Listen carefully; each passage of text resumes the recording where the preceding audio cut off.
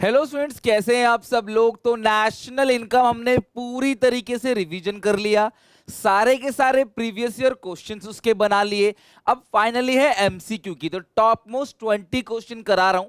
MCQ भी ध्यान रखना 20 मार्क्स का आता है पूरे के पूरे सिलेबस में, तो एमसीक्यू को बिल्कुल भी इग्नोर नहीं कर सकते, बिल्कुल भी स्किप नहीं कर सकते।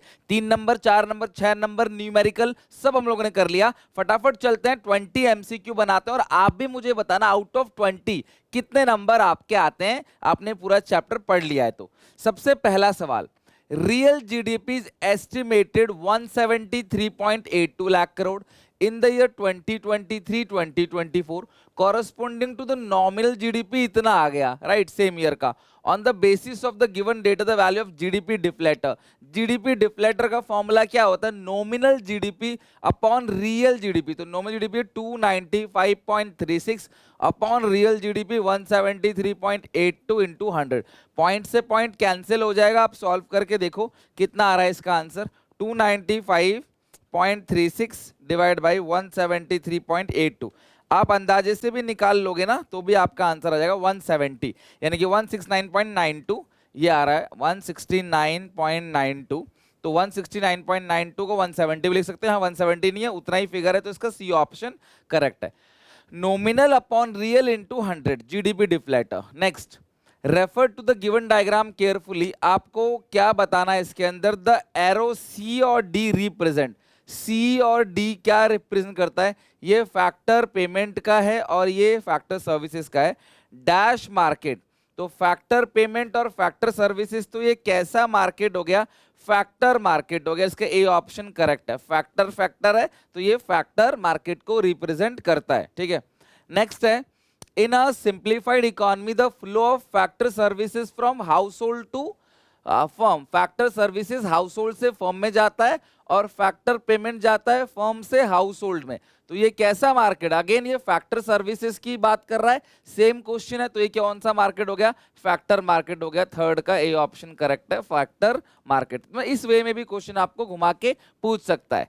नेक्स्ट है, final goods do not undergo any further transformation in the hands of any producer। Final goods दोबारा ट्रांसफॉर्मेशन में नहीं जाता है, तो बिल्कुल सही है, वो पूरी तरीके से बन के तैयार है, फर्दर ट्रांसफॉर्म उसको नहीं करते।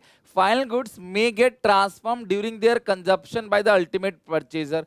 तो final goods may get transform during their consumption by the ultimate कंजम, जो कंज्यूमर होता है, ये जो अल्टीमेट परचेजर है, वो उसको ट्रांसफॉर्म कर सकता है। बिल्कुल सही है। लाइक मैंने चीनी खरीदी, तो चीनी कैसा गुड्स होता है, जरा मुझे बताओ। फाइनल गुड्स होता है ना चीनी, लेकिन चीनी को हम क्या करते हैं? घर पे चाय बनाते हैं कुछ और हम कर सकते हैं, प्रोड्यूसर कुछ नहीं करेगा। हम लेके आए, हम कुछ, मैं दूध खरीद के लेके आया, दूध फाइनल गुड्स है, मैं दूध से जो है वो मान लो खीर बना रहा हूं, तो मैं फाइनल कंज्यूमर हूं, मैं कर सकता हूं, कुछ भी ट्रांसफॉर्म होगा वो फाइनल गुड ही। तो दोनों स्टेटमेंट इसका सही है, फोर्थ का सी ऑप्शन करेक्ट है। फिफ्थ पे आओ, which of the following is not considered as factor income? Rent, wages factor income है, गिफ्ट फैक्टर इनकम नहीं है, गिफ्ट ट्रांसफर इनकम होता है, और प्रॉफिट्स भी फैक्टर इनकम है। तो फिफ्थ क्वेश्चन का सी ऑप्शन करेक्ट है। 6 पे आ जाओ जरा, inventory is a stock concept, change inventory is a flow. Same ये लाइन मैंने आपको पढ़ाई भी थी। इन्वेंट्री स्टॉक कॉन्सेप्ट होता है, चेंज इन इन्वेंट्री जिसको इन्वेस्टमेंट बोलते हैं वो फ्लो कॉन्सेप्ट है, या इन्वेंट्री इन्वेस्टमेंट भी इसको बोलते हैं। चेंज इन इन्वेंट्री को इन्वेंट्री इन्वेस्टमेंट बोलते हैं। तो पहला स्टॉक, दूसरा है फ्लो, तो 6 का ये ऑप्शन करेक्ट है। 7 पे आ जाओ, Which of the following is considered as a part of nominal flow of circle? Nominal flow कौन सा होता है? Flow of goods and services नहीं, flow of factor payment from firm to household, flow ये B correct है, 7th का B option correct है।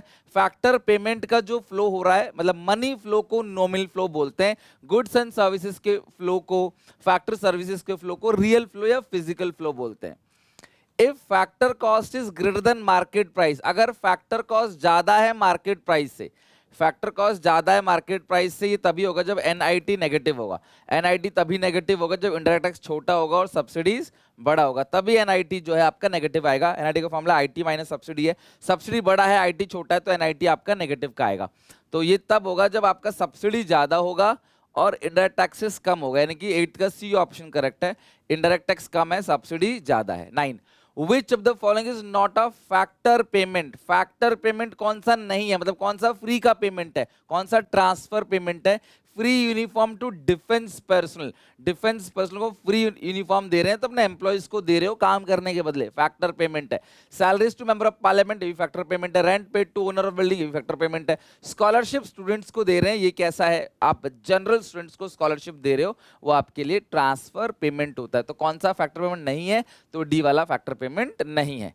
10th पे आते हैं, in an economy the value of net factor income from abroad, वो 200 दे रखा है, and the value of factor income from abroad आपको नहीं पता, फैक्टर इनकम टू अब्रॉड आपको 40 पता है। Identify factor income from abroad, कितना सिंपल है यार, 240 इसका आंसर है। इजिएस्ट क्वेश्चन है और इजिएस्ट न्यूमेरिकल है। 11 जीएनपी एमपी इज मेजर्ड, तो जीएनपी एमपी किससे निकालोगे, एनडीपीएफसी से। तो एन से जी में जाने के लिए प्लस करोगे डेप्रिसिएशन, डी से एन में प्लस करोगे एनएफआईए, एफसी से एमपी में प्लस करोगे एनआईटी। तो आई थिंक ये करेक्ट है, 11 का ए ऑप्शन जो है वो करेक्ट है। बट आगे भी देख लेते हैं एक बार जरा कोई और, क्योंकि ऑल ऑफ दीज है ना, क्या पता बाकी ऑप्शन भी करेक्ट हो। जीएनपी एमपी है, आपको जीएनपी एमपी निकालना है, ये जीडीपी एमपी है। डोमेस्टिक से नेशनल प्लस एनएफआई, एनएफआई का formula factor income from abroad minus factor income to abroad. तो बात तो सही है ना, एक ही बात है, इस पूरे को हम मिलाकर क्या कह सकते हैं, एनएफआईए कह सकते हैं। तो ये ऑप्शन भी दो सही है, तो all of these. NDPFC N में consumption of fix capital add करोगे, जी आएगा।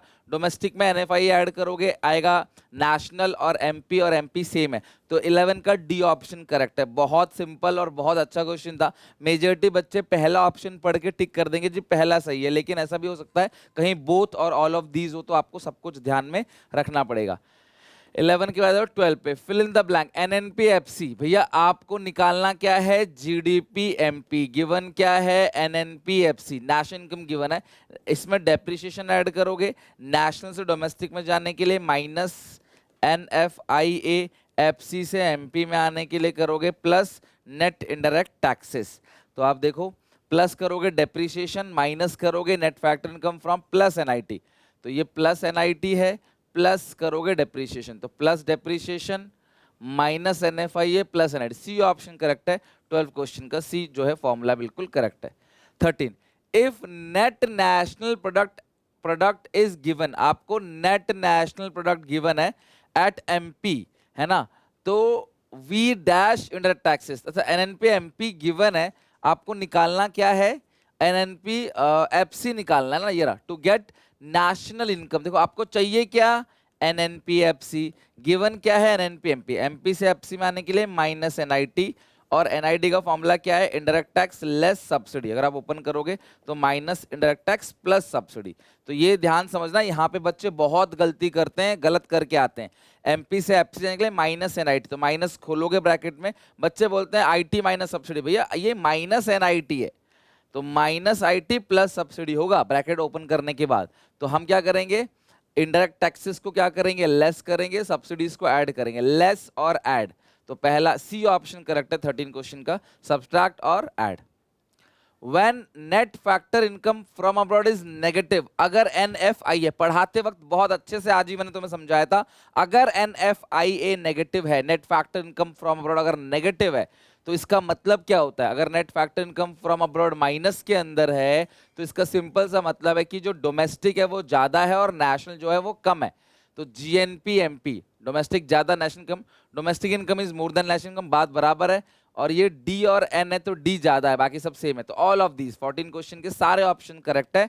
तो अगर एनएफआईए माइनस, वैसे तो नेशनल बड़ा डोमेस्टिक छोटा होता है, बट एनएफआईए माइनस में है, तो मैंने बताया था सेम पॉइंट, चाहे वो एमपीएफसी का बताया हो चाहे, बिल्कुल सेम है। 14 का डी ऑप्शन करेक्ट है।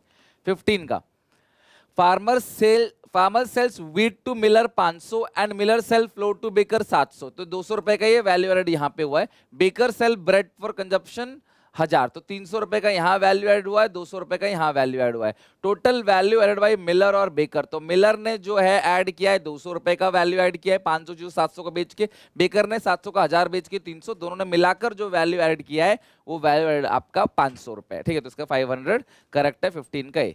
GD gross domestic capital formation can be calculated gross fixed capital formation plus inventory investment, बिल्कुल करेक्ट है। फिक्स में इन्वेंट्री को ऐड कर दोगे तो ग्रॉस डोमेस्टिक कैपिटल फॉर्मेशन आएगा। Gross business fix investment, gross residential construction investment, gross public investment, बिल्कुल ठीक है। और प्लस इन्वेंट्री इन्वेस्टमेंट, क्योंकि ये जो आएगा ना gross fix, gross residential, gross public, ये सब कुछ मिला के आएगा gross domestic fixed capital formation. फिर चेंज स्टॉक ऐड करोगे यानी इन्वेंट्री इन्वेस्टमेंट तो आएगा ग्रॉस डोमेस्टिक कैपिटल फॉर्मेशन। दोनों सही है तो मतलब सारे ही सही है। नेट कैपिटल फॉर्मेशन में डेप ऐड करोगे तो ग्रॉस डोमेस्टिक कैपिटल फॉर्मेशन आएगा। 16 का डी ऑप्शन करेक्ट है। 17 अभी पहला ही जो क्वेश्चन बताया था मैंने आपको, उस बेसिस पे बताओ, फॉर्मूला बताना है real GDP nominal GDP upon price index into 100, तो बी ऑप्शन करेक्ट है 17 क्वेश्चन का। Which of the following is not an economic activity not included in national income? कौन सा इकोनॉमिक एक्टिविटी नहीं है और कौन सा नेशनल इनकम इंक्लूड नहीं होगा? क्योंकि वो इकोनॉमिक एक्टिविटी नहीं है तो नेशनल इनकम इंक्लूड नहीं होगा। Medical service run by dispensary, dispensary जो मेडिकल सर्विस दे रहा है वो तो भाई इकोनॉमिक एक्टिविटी है ना, फ्री में थोड़ी दे रहा है। Housewife doing house hold, housewife को कंसिडर नहीं करते, उसके काम को अभी मान्यता नहीं दी जाती, ऑल्दो वो काम किसी जॉब से ज्यादा नहीं है, बट नेशनल इनकम में वो हाउसवाइफ की, क्योंकि जो काम किया है उसकी वैल्यू पता लगाना मुश्किल है, जिसकी वजह से हम नेशनल इनकम अकाउंट उसको नहीं करते, तो 18 का बी ऑप्शन करेक्ट है। 19 पे आते हैं, 19 पे आते हैं। If national income is 4500, domestic income 47, find out the option will be correct. अच्छा एक मुझे बात बताओ, आपका जो नेशनल इनकम है NNPFC वो कितना है 4500, और डोमेस्टिक इनकम मतलब NDPFC वो कितना है 4700। डोमेस्टिक से नेशनल जाने के लिए क्या करोगे, प्लस करोगे NFIA। तो यार देखो ये 4500 है, ये 4700, तो प्लस तो होगा नहीं, मतलब कि कुल मिला के NFIA जो आ रहा है वो किसका आ रहा है, माइनस का आ रहा है। NFIA इसका मतलब माइनस का 200 है, तभी ये 4500 आ रहा है। तो net factor income from abroad minus का 200 है, तो कब आएगा फैक्ट, जब आपका फैक्टर इनकम फ्रॉम अब्रॉड कम होगा और फैक्टर इनकम टू अब्रॉड ज्यादा होगा। तो फैक्टर इनकम फ्रॉम अब्रॉड 500 है, टू ज्यादा होगा तो 200, ये भी गलत है, 800 है, ये 600 है, तो सी ऑप्शन करेक्ट है। फैक्टर इनकम फ्रॉम अब्रॉड 600 है, 2 है 800, तभी आएगा क्लास माइनस का 200, तो ये माइनस का 200 तभी आएगा, सी करेक्ट है। When gross domestic product 840, price index 120, price index 120 है, देन रियल, तो ये नॉमिनल है 840 अपॉन रियल इंटू 100, सो 840 अपॉन 120 इंटू 100, तो 12 सत्ते 84, 700 है ना, तो इसका 700 करेक्ट आंसर है ना, तो ये आएगा 700 आपका करेक्ट आंसर। जो 700 आ गया वो आपका आ गया रियल जीडीपी, क्योंकि आपको नॉमिनल गिवन है और प्राइस इंडेक्स को ही जीडीपी डिफ्लेक्टर बोलते हैं, वो भी गिवन है, तो इस हिसाब से 700 फॉर्मूला के आप निकाल लेना। That's it. तो 20 मोस्ट इंपोर्टेंट क्वेश्चंस भी करा लिए, काफी सारे क्वेश्चंस प्रीवियस ईयर के, और हर टाइप के क्वेश्चन आपके चारों चैप्टर से, मतलब जो नेशनल इनकम यूनिट के 4 चैप्टर सब कुछ करा दिए। अब कल की क्लास में हमें पूरी तरीके से खत्म करना है अपना मैक्रो इकोनॉमिक्स, तो कल सुबह रिवीजन करेंगे पहले मनी बैंकिंग का, ADAS का, उसके बाद रिवीजन करेंगे बजट, फॉरेन एक्सचेंज, BOP, और उसके प्रीवियस ईयर क्वेश्चंस बनाएंगे और MCQ भी बनाएंगे, ठीक है। तो कल मिलते हैं। आज आई होप कि आज एट एनी कॉस्ट आप आज रात 12 बजे तक नेशनल इनकम एटलीस्ट 1 यूनिट खत्म कर लो, छुट्टियां कम है तो प्लीज आप इसे एंड करो। कोई डाउट कोई दिक्कत मुझे कॉमेंट्स बताओ, वीडियो अच्छी लाइक करना, चैनल को सब्सक्राइब करना। मिलते हैं नेक्स्ट वीडियो में, till then take care, bye bye.